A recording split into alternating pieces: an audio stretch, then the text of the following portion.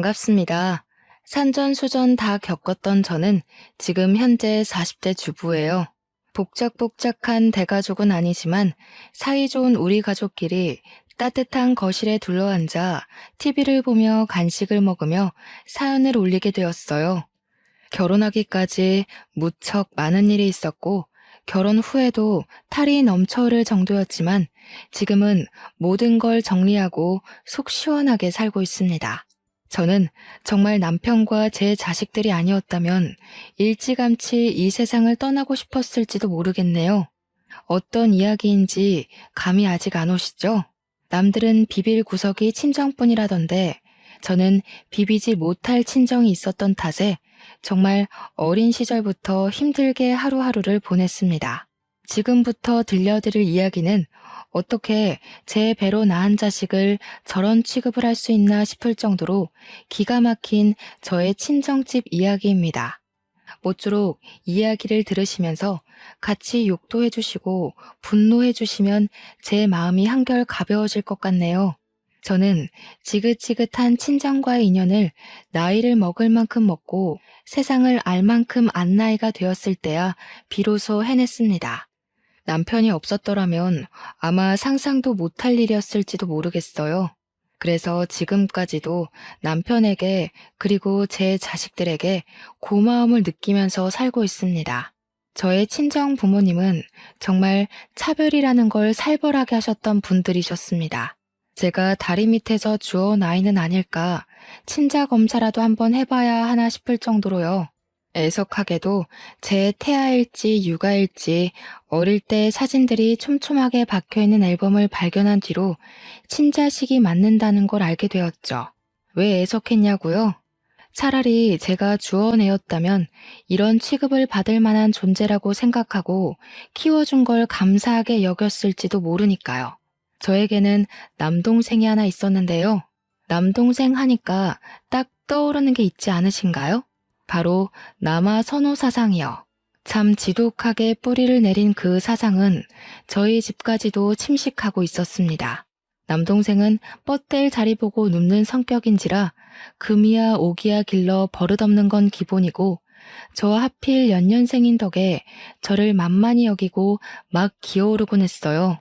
제가 지금에서야 남처럼 지내니까 이렇게 이야기도 하고 하지 예전에는 입에 그 애새끼 이름을 담는 것도 소름 끼쳐 했다니까요. 당연히 못된 것만 배워서 예의라는 건 눈꽃만큼도 없고 가족을 배려하거나 존중하는 것도 전혀 없었죠. 제 거는 다 지 것, 지 거는 또 다 지 것인 아나무인의 표본이었습니다. 그렇게 애가 자라는 데엔 부모님의 지대한 공이 있었죠. 눈에 넣어도 안 아플 자식이라며 걷다가 넘어지면 어쩌냐고 업고 다니셨는데 애가 당연히 그렇게 자라지 않겠어요? 평생을 왕처럼 떠받들여지며 살았는데 지 눈에 보이는 게 뭐겠습니까? 저는 당연히 어릴 때부터 아무런 대접도 받지 못하고 살았습니다. 먹는 걸로 차별받는 건 당연한 일상이었죠.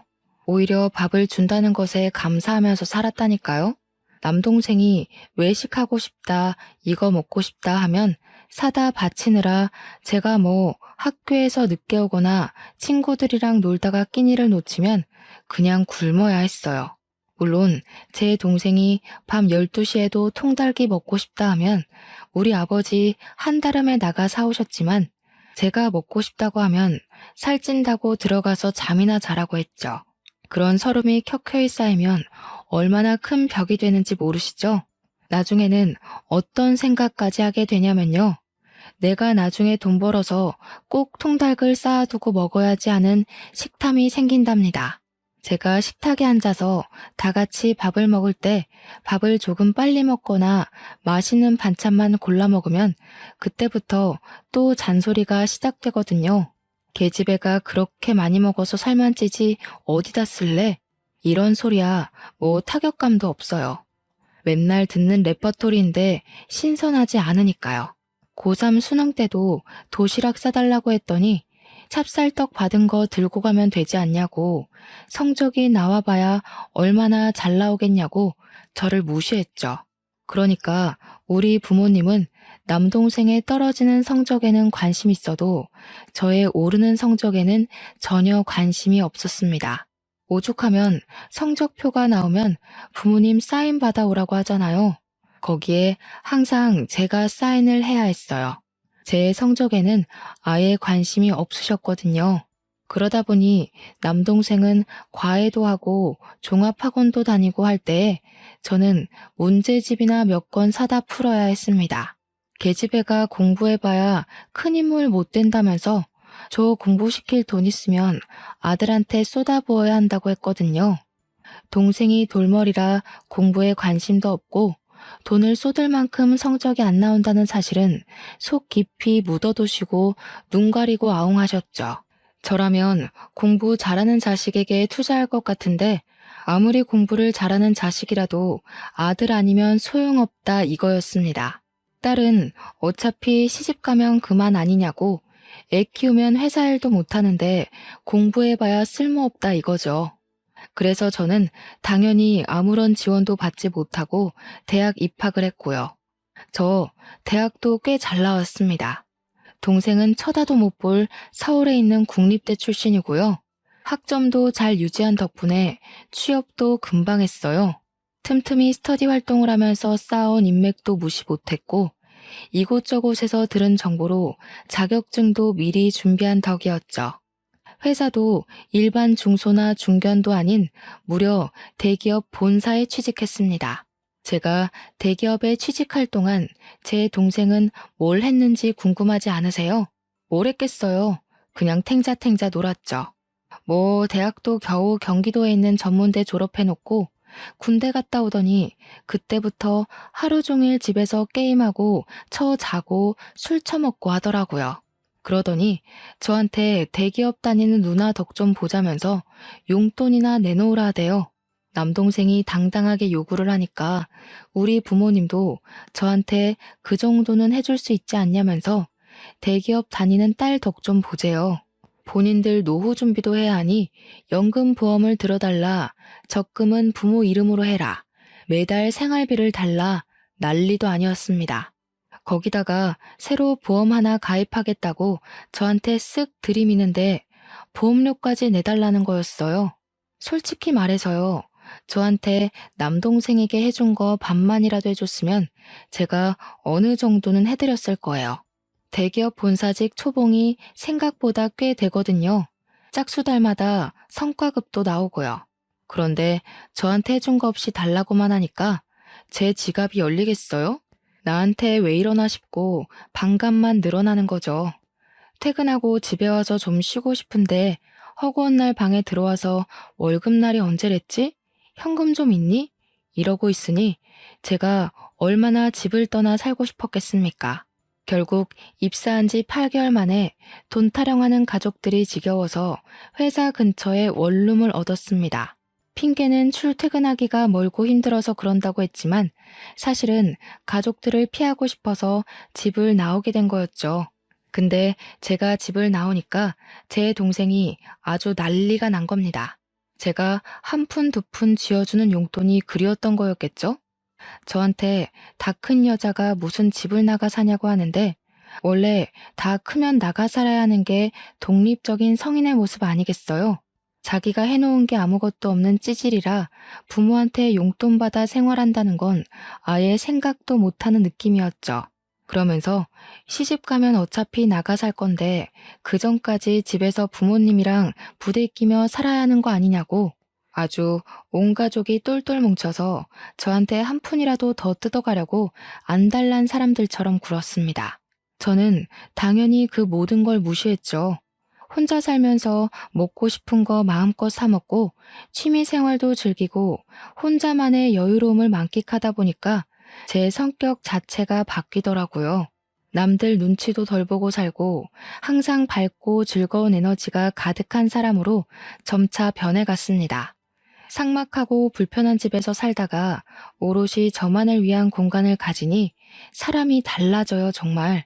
그런 저를 예쁘게 봐주시던 옆팀 과장님이 저에게 은근슬쩍 데이트 신청을 해왔고 평소에 꽤 서글서글한 인상으로 인기가 많았던 분이라 저도 좋다고 했어요.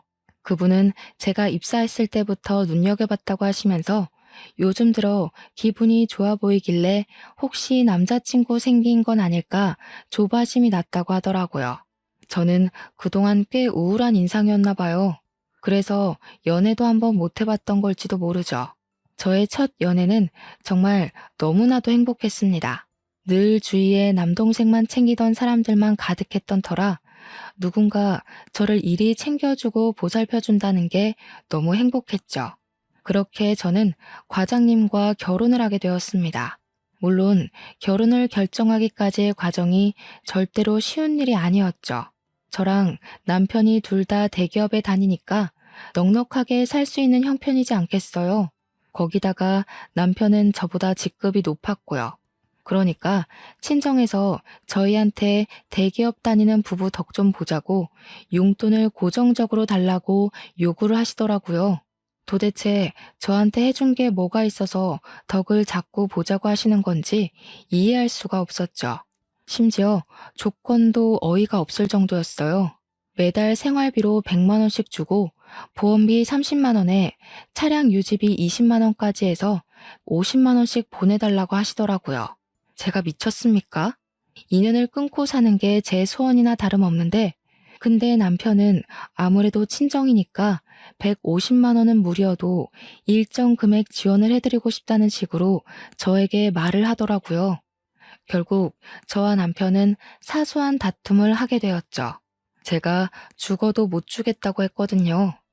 그거 주면 우리 나중에 애 낳고 무슨 돈으로 살겠냐고 했는데 남편은 그거 없어도 충분하다는 식으로 이야기를 했어요.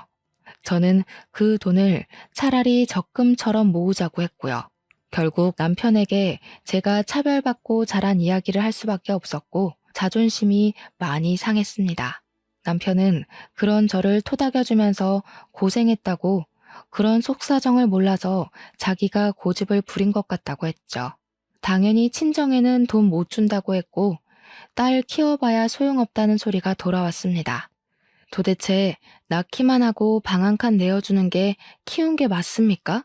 남편은 저와 친정 부모 간의 냉랭함이 흐르는 기운이 매우 불편했던 것 같습니다.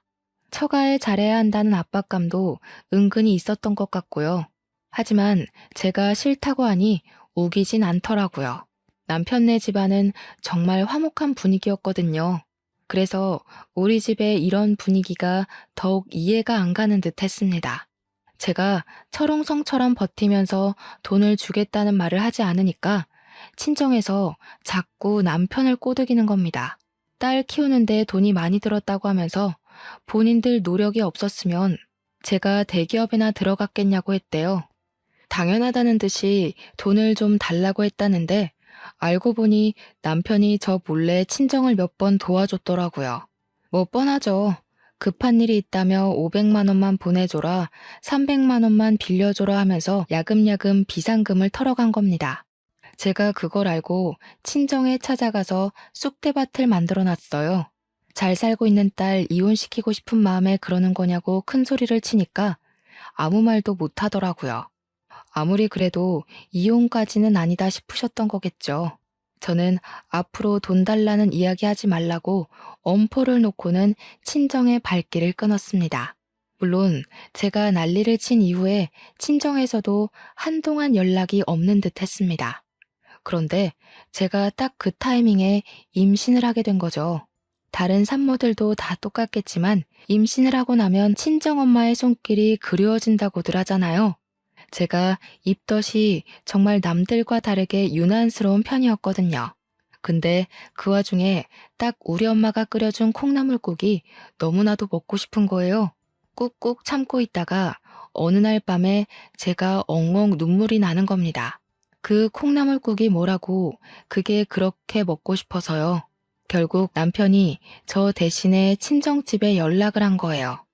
장모님, 와이프가 입덧이 심한 와중에 장모님이 끓여주신 콩나물국이 너무 먹고 싶대요 하면서요. 오죽 제가 서러워 보이고 힘들어 보였으면 우리 남편이 그런 연락을 다 했나 싶었죠.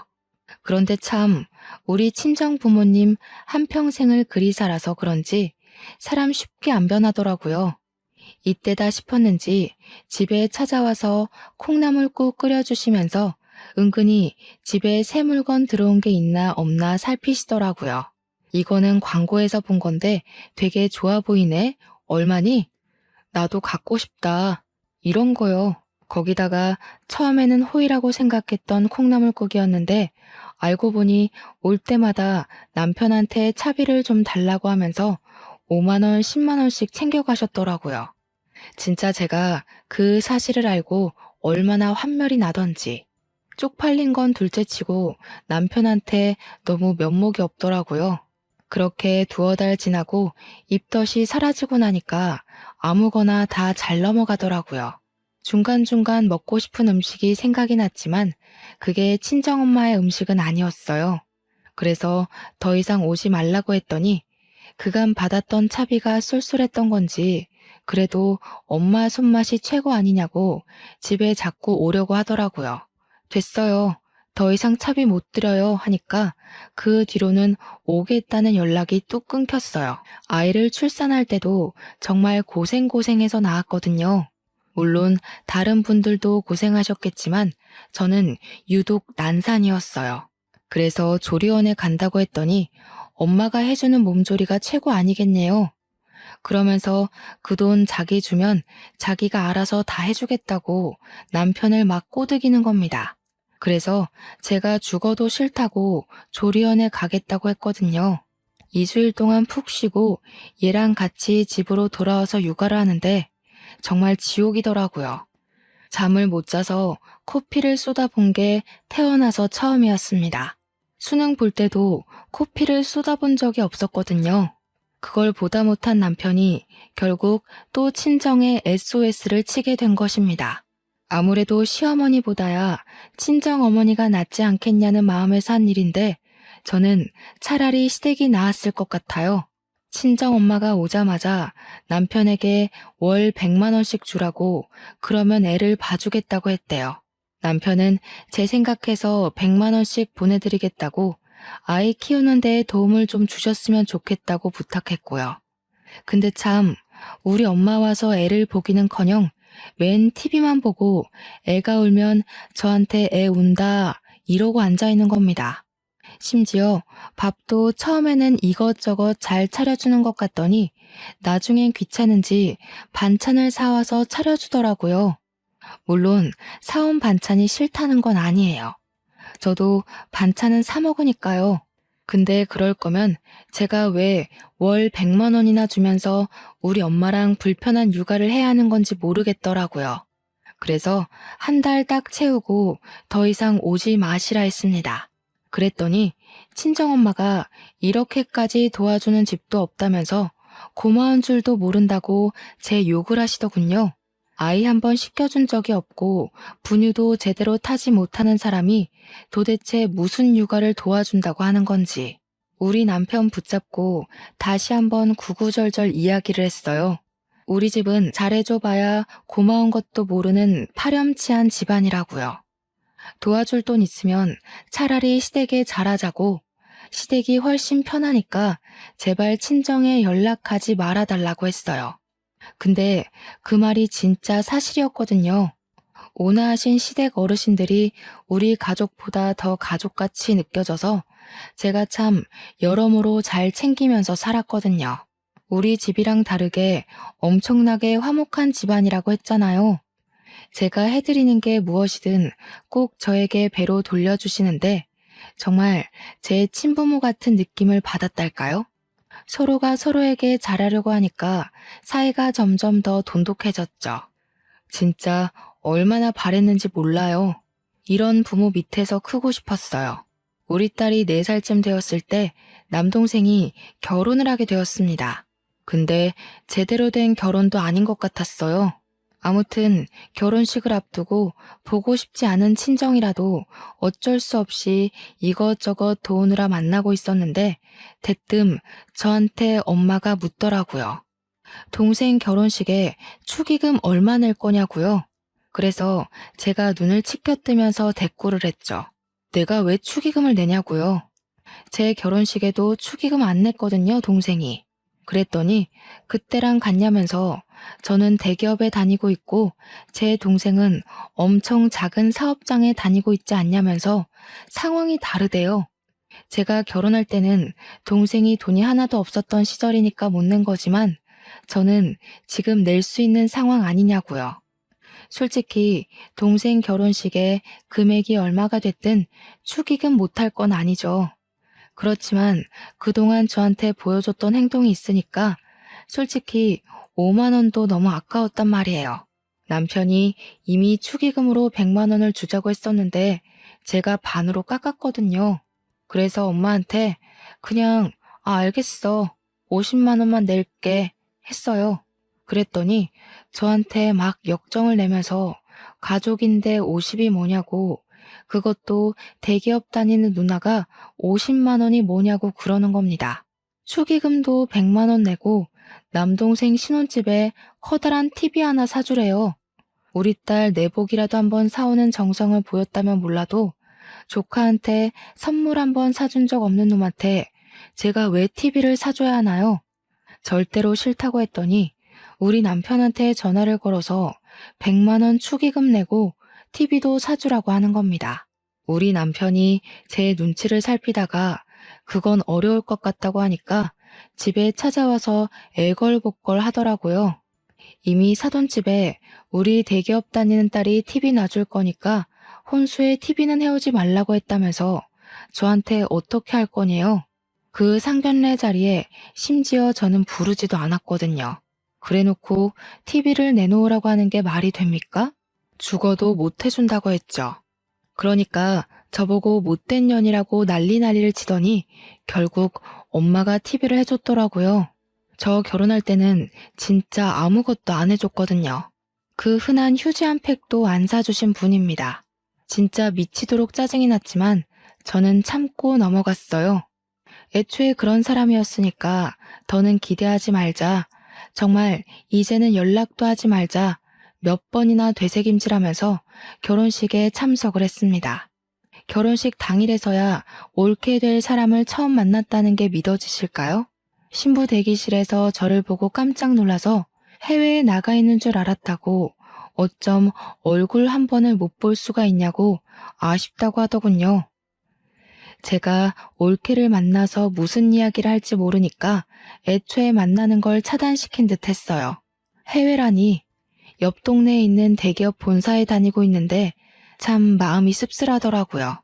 어차피 결혼을 하고 나면 볼 일은 별로 없을 것 같긴 했지만 그래도 사람 마음이 좀 찜찜한 겁니다.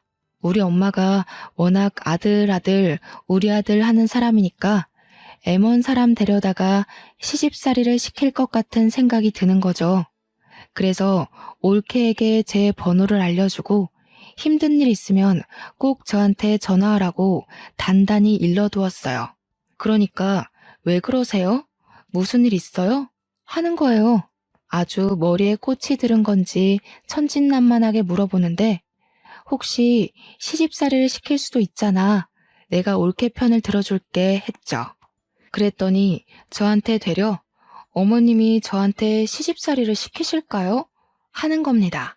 딱 봐도 그냥 순진한 아이 같았습니다.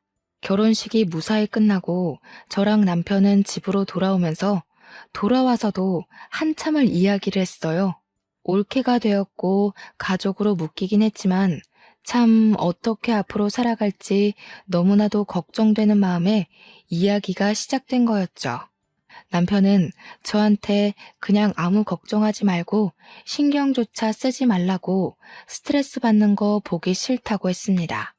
그나마 마음이 태평양처럼 넓은 우리 남편이기에 제 스트레스도 저의 못돼 먹은 친정도 버티면서 살았지 다른 사람이었으면 아마 진즉 이혼했을 거예요.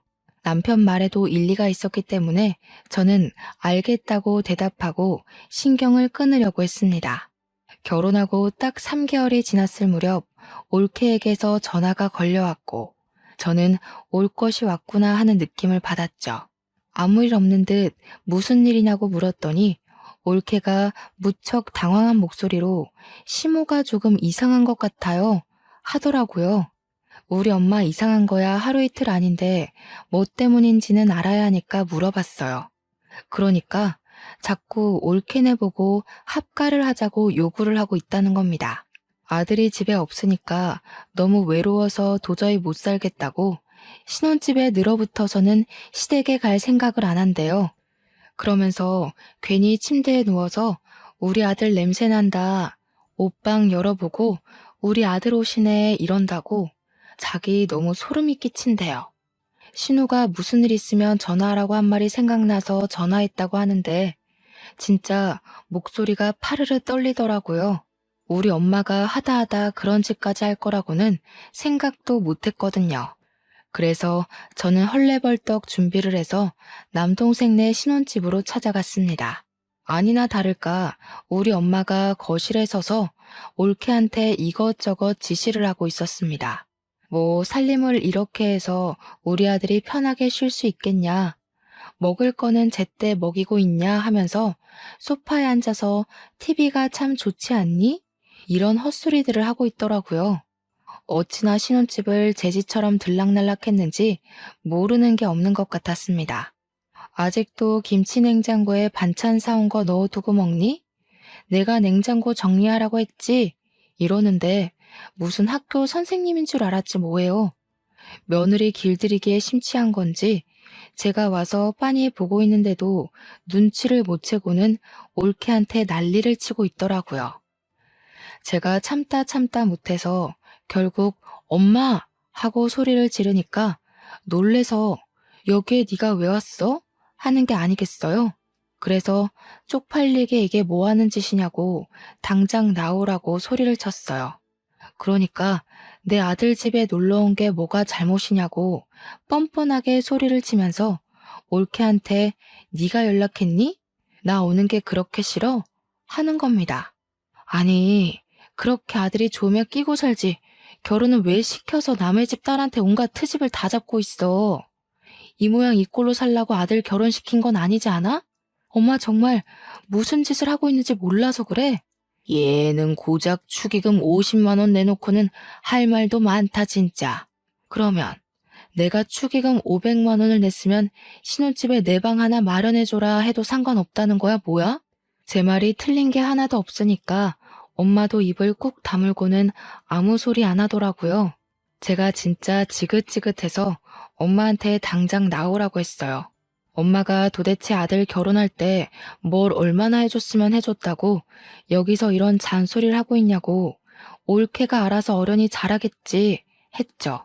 그러니까 저한테 자기가 이 집도 해준 거고 다이아 반지에 진주 세트까지 해달라는 거 다 해줬는데 이런 참견도 못하는 거냐고 큰 소리를 치더라고요.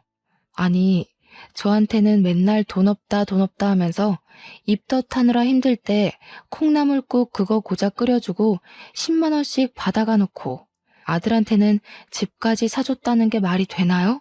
제 표정이 점점 심각해지고 엄마도 순간 실언했다고 생각을 한 건지 그냥 전세해 준 거야 전세 이러는데 제 속은 이미 뒤집어졌죠.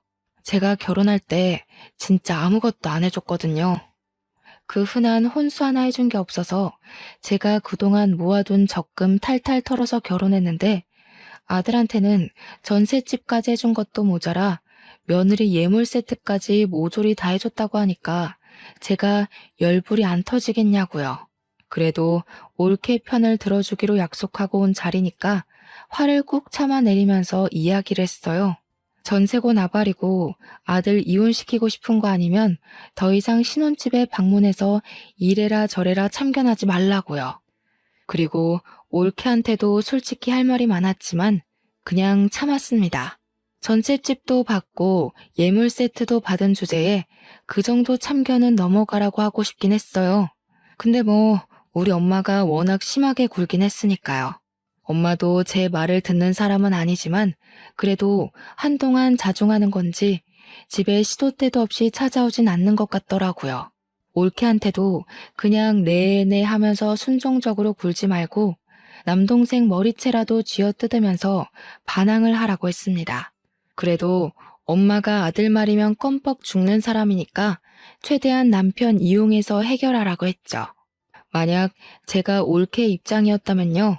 미저리 같은 시모 무서워서 하루빨리 이 집을 탈출하고 싶은 생각이 간절할 것 같거든요. 생각을 해보세요. 아무리 남편을 사랑한다고 해도 저런 시어머니를 평생 보면서 살 수 있겠어요? 벌써부터 합가하자고 조르는 마당에 더 늙으면 합가하자고 말도 없이 짐 싸들고 집으로 찾아오실 분들이라니까요. 그런데도 우리 올케는 생각 없이 덜컥 임신을 하더라고요. 제가 남동생네 임신했다는 소식을 듣자마자 정말 남동생도 대책이 없는데 올케도 대책 없이 사는구나 싶었습니다. 한 가지 다행인 건 올케의 자궁이 약해서 임신 기간 내내 안정을 취해야 한다는 이야기를 들었다는 거예요.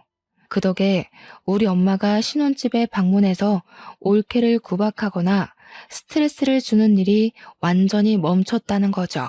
아들의 자식이 잘못될까봐 신혼집 방문을 아예 끊어버린 겁니다.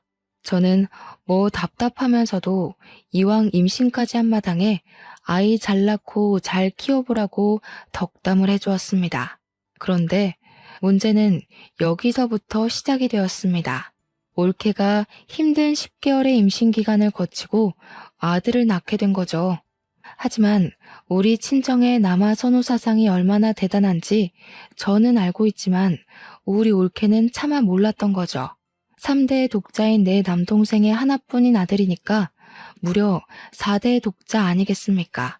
친정엄마가 거의 올케한테서 아이를 빼앗다시피 해가지고 우리 아들 내 새끼 했다는데 올케는 자기 아들인데 맨날 시모가 애를 데리고 사라지니까 열이 받는 거죠. 하루 이틀 그러면 몰라도 딱 출산하자마자 맨날 집에 찾아와서는 손 하나 까딱 안 하고 애만 이쁘다 해주니까 몸조리 해야 할 올케가 잡일은 다 하고 시모가 집에 있으니까 쪽잠도 못 자고 집안 살림으로 트집 잡는 건 여전하고 게다가 삼시세끼를 차리라고 했대요. 아무리 며느리라지만 그렇게까지 괴롭힐 이유가 뭐가 있을까요?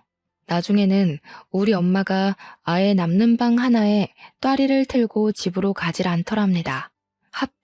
합가 노래를 부르더니 셀프 합가했다면서 올케한테 내가 여기서 좀 지낼게 하고 애만 쏙 데려가고 더 웃긴 건 애가 울고불고 보채면 올케한테 쓱 넘기더래요. 우는 애는 엄마가 달래야지 하면서요. 우리 올케가 스트레스에 거의 반 미쳐서는 맨날 남동생이랑 싸웠대요.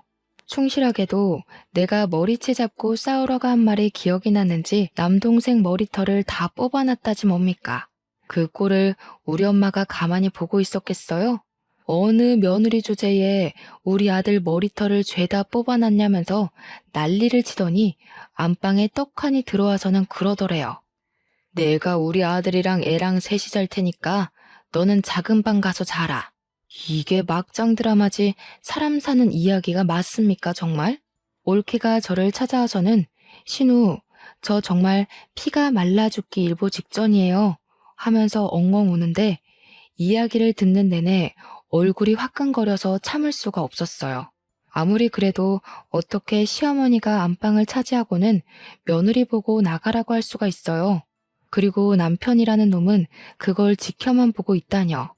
이건 정말 유튜브 사연으로 끝낼 게 아니라 공중파 막장 드라마에 충분히 나와도 될 소재 아닌가요? 그날 이후 올케가 열받아서 아예 짐을 싸들고 친정으로 가버렸대요. 남동생한테는 더 이상 너랑 못 살겠다 문자만 하나 덜렁 남기고요. 정말 저는 이 꼴이 언젠간 나올 거라고 예상은 했지만 올케가 애도 버리고 몸만 그렇게 덜렁 나가버릴 줄은 꿈에도 생각 못했습니다. 우리 엄마가 저 산후조리를 도와줄 때 봐서 이미 알고 있긴 했지만 애를 잘 보는 사람은 전혀 아니거든요. 그냥 애를 예뻐해 줄 줄만 알았지 애가 뭐가 필요하고 어떤 걸 찾는지 전혀 모르는 사람이다 이 말입니다. 애가 아프다고 울어도 배고픈 줄 알고 분유만 주고 기저귀 갈아달라고 우는데 심심해서 우는 줄 알고 모빌이나 틀어주니까 애가 제정신이겠어요? 하루 종일 울기만 빽빽 울어대고 우리 엄마는 아무것도 몰라서 이걸 어쩌냐 저걸 어쩌냐 하고 있고 웃긴 게 그러면서도 올케한테 곧 죽어도 잘못했다, 참견 안 하겠다, 돌아와라 이런 말은 안 하더라고요. 올케는 오히려 친정으로 도망친 이후에 산후조리도 제대로 하면서 몸 관리, 정신 관리 제대로 하고 있는 듯 보였고요. 조카는 아프다고 우는데 우리 엄마는 분유만 콸콸 쏟아부었고 연약한 조카는 결국 장염에 걸려서 탈수 증세를 보이고 병원에 입원을 하게 되었습니다. 병원에서도 애가 이렇게 열이 나고 토하고 설사를 하는데 보호자분은 뭐 하셨어요? 하는데 남동생도 엄마도 아무 말 못하고 멍하니 있더라고요.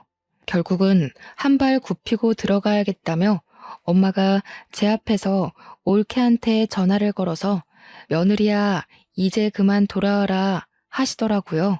저는 손이 발이 되도록 빌어도 올까 말까 한 사람을 저렇게 무미건조하게 불러서야 되겠나 싶었죠. 올케도 저랑 같은 마음이었던 건지 죽어도 안 가겠다고 딱 잘라서 이혼할 테니까 아들이나 끼고 평생 행복하게 사세요 하고 끄는 거예요. 그러더니 남동생한테는 전화해서 시댁이랑 인연 끊겠다고 선언하지 않는 이상 죽어도 너랑 같이 안 산다고 했대요. 저는 차라리 속 시원하다 생각했습니다. 아들이라면 끔뻑 죽는 엄마가 아들 없이 평생을 살아야 한다. 이게 바로 제가 생각한 최고의 복수가 아닐까요? 상상만 해도 고소했어요. 우리 엄마는 남동생이 엄마랑 안 보고 살아야 돌아오겠대 라고 하자마자 며느리한테 전화 걸어서 쌍욕을 하기 시작했습니다. 우리 올케 보고 며느리 주제에 왜 이렇게 빳빳하게 구냐고 시어미가 전화해서 돌아오라고 했으면 나부탁에 돌아오겠습니다 하라고요. 며느리가 이러니까 집안 꼴이 그따위로 돌아가는 거 아니겠니? 내가 돌아오라고 굽히고 들어갔으면 쿵짝이 맞게 돌아오겠다고 해야 하는 거 아니냐고. 도대체 너네 집에서 자식 교육을 어떻게 시켰길래 며느리 주제에 시열은 무서운 거 모르고 집을 나가냐는 말이야. 너네 부모님이 그렇게 가르치든? 사돈 어른들도 아주 자식 교육을 잘못 시켰어. 옆에서 보고 있던 저는 낱말할 처지가 아닐 텐데 하고 생각했지만 굳이 입 밖으로 꺼내진 않았습니다. 남동생은 자기 마누라가 시자 노릇하는 엄마한테 욕을 먹고 있는데도 왜? 안 온대? 언제 온대? 진짜 안 온대? 이런 말이나 반복하고 있었고요.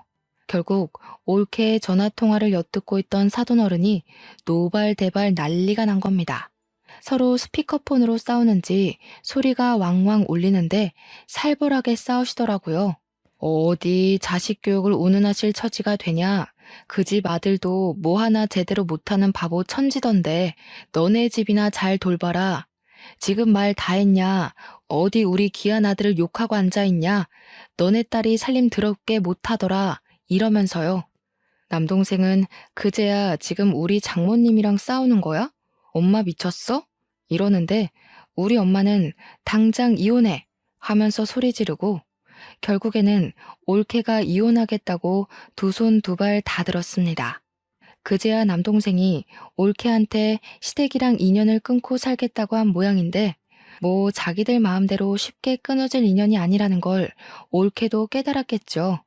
애도 포기할 테니까 이혼만 해주라고 난리 법석을 떨고 올케네 집사람들이 다 찾아와서 남동생한테 도장 찍으라고 협박도 했나 봐요. 결국 울며 겨자 먹기로 남동생은 이혼 서류에 도장을 찍어줄 수밖에 없었고 호라비가 되었습니다. 때마침 전세 계약도 끝나가는 시점이라 전세금 빼서 엄마 품으로 다시 돌아갔더라고요. 남동생은 일을 해야 하니까 엄마가 애를 하루 종일 돌봐야 하는 육아 전담이 된 것이죠. 근데 육아라는 게 젊은 사람들이 하기에도 보통 힘든 일이 아니잖아요. 그러니까 저한테 애를 데리고 와서는 저보고 애를 좀 키워주라면서 툭하니 조카를 던지고 가는 게 아니겠어요? 저는 무슨 일 안 하는 사람 취급을 하는데 너무 어이가 없더라고요. 주말에만 좀 봐주라면서 토요일 새벽부터 찾아와서 자고 있는 애를 던져주고 가는데 남동생도 주말에 쉬거든요. 우리 아들은 주말에 푹 쉬어야 된다. 이런 마인드가 아직도 남아 있었던 거죠. 저도 황금 같은 주말 시간 6살 된 우리 딸이랑 놀아주기도 바쁜데 뭐 이쁜 구석이 있다고 조카까지 봐야 하냐 이 말입니다. 저는 바로 친정으로 달려가서 애를 던져주고 나왔습니다. 제가 친정에 정신 차리고 준비해서 가니까 이미 자기들끼리 소고기 구워 먹고 파티하고 있더라고요. 제가 어이가 없어서 네 애를 왜 나한테 봐달라 그러냐고 남동생 품에 안겨줬어요. 애를 키울 자신이 없으면 올케한테 보내던가 아니면 고아원을 보내. 이년이 미쳤나? 어디 우리 4대 독자를 다른 데 보내라고 해. 거기다가 뭐? 고아원? 이 못된 계집애가? 나는 그럼 무슨 보모야? 내가 육아 도우미야? 나한테 맡겼단 봐. 아주 올케네 집에 찾아가서 애 키우라고 주고 올 거니까. 그러더니 집에 찾아오진 않고 그 뒤로 전화로 앓는 소리만 끙끙 내더라고요. 듣기 싫어서 바로 차단해버렸습니다. 제가 차단하니까 우리 남편한테 전화해서 들들 볶아대는데 무시하라고 했어요. 그러던 어느 날 은근슬쩍 우리 남동생이 남편 보고 인도네시아에 무슨 사업 투자를 해보라고 했다는 거예요. 조카 이야기하다가 뜬금없이 한 소리라 남편이 당황해서 뭐라고? 하니까 자기가 무슨 투자 설명회를 다녀왔는데 곧 상장하는 기업이라고 했대요. 이미 해외에서는 탄탄한 회사라면서 모아둔 돈 있으면 투자 한번 해보라고 했다는 겁니다. 그래서 제가 낌새가 0 이상해서 회사를 검색도 해보고 저희 회사 해외 영업부 친구한테 물어도 봤는데 그런 회사는 모른다고 하더라고요. 남편한테도 그거 사기 아니냐고 하니까 남편도 사기가 맞는 것 같다고 했어요. 남동생은 무슨 다단계에 빠진 사람처럼 남편에게 그 회사만큼 좋은 투자처가 없다면서 있는 돈 다 털어서 투자하라고 꼬시고 나중에는 우리 엄마랑 아빠까지도 남편한테 돈 좀 달라고 투자하자고 난리도 아니더라고요. 그래서 솔직하게 그거 사기 같던데요 하고 남편이 말을 했대요. 그랬더니 제 남동생이 그 회사에 다니고 있다는 겁니다. 자기가 다니는 회사인데 투자자들 모시고 있는 거라며 월급도 잘 나오고 미래 가치가 인정되는 회사라고 하더래요. 우리 엄마 아빠도 있는 돈 다 털어서 투자를 했다고 자기 신혼집 전세 자금 뺀 돈도 다 털어서 투자를 했대요. 그러면서 매형 1,000만 원만 투자해봐요 이러더라는데 남편이 한사코 거절을 한 거죠. 우리 친정에서는 기회도 못 잡는 바보라면서 어느 사기업체가 이자를 따박따박 주냐고 하는 겁니다. 완전히 싱글벙글 난리가 났는데 투자 금액의 일정 수익을 돌려받는 형태의 투자래요. 2달 동안 이자를 꽤 많이 받았다고 신나서 이야기하는데 그게 딱 폰지 사기 수법이잖아요. 제가 지금이라도 발 빼라, 그거 사기 맞는다고 이야기했는데 저한테 멍청한 것 평생 은행 이자나 받아먹으면서 살라고 하더군요.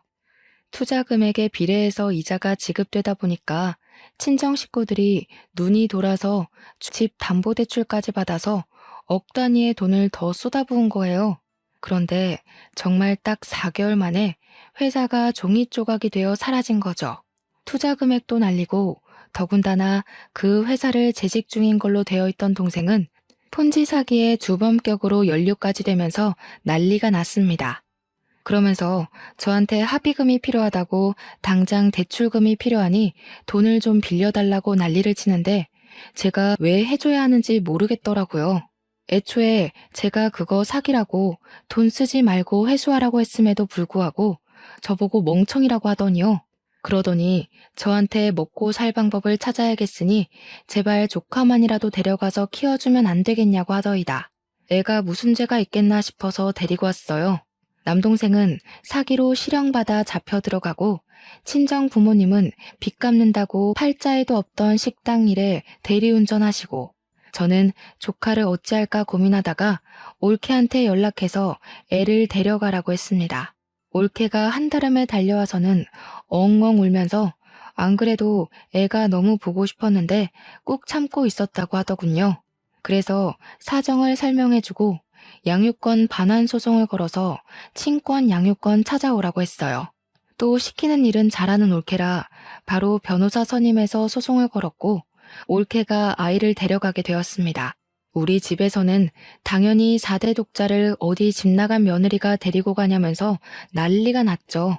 그런데 법적으로 친권, 양육권 모두 올케한테 간 걸 어쩌겠어요? 이런 일이 오지 않길 바랐으면 아들을 그렇게 아나무인 사기꾼으로 키웠으면 안 되는 거죠. 저한테 네 짓이지 하는데 올케가 알아서 잘 키우겠지. 그냥 포기하라 했습니다. 올케는 애랑 행복하게 살고 있는 듯하고 우리 친정은 폭삭 망했습니다. 우리 집에 방 한 칸만 내어달라고 사정사정하는 거 저는 죽어도 싫다고 안 되겠다고 거절했습니다. 그 뒤로 몇 개월을 찾아와 돈 좀 달라고 도와달라고 비는데 그 꼴 보기 싫어서 이사까지 했고요. 지금은 번호도 바꾸고 연락도 하지 않고 완전히 남남처럼 지내고 있습니다. 이래서 아들 해봐야 하나도 소용없는 것 아니겠습니까? 만약 저에게 고기 반찬만 해줬어도 산후조리만 똑바로 해줬어도 돈 달라고 강짜만 놓지 않았어도 도와주고도 남았을지도 모르죠. 하지만 저한테 바라는 게 돈밖에 없는 아나무인들에게는 해주고 싶지 않네요. 지금처럼 쭉 우리 가족끼리만 잘 먹고 잘 살 겁니다. 아주 보란 듯이요. 제 강단이 어떠신가요? 사이다 같아서 마음에 드셨으면 좋겠네요. 제 사연을 들어주신 청취자 여러분들도 꼭 결단력이 필요한 일에서 똑바로 결정을 내리시길 바라며 글을 마치겠습니다.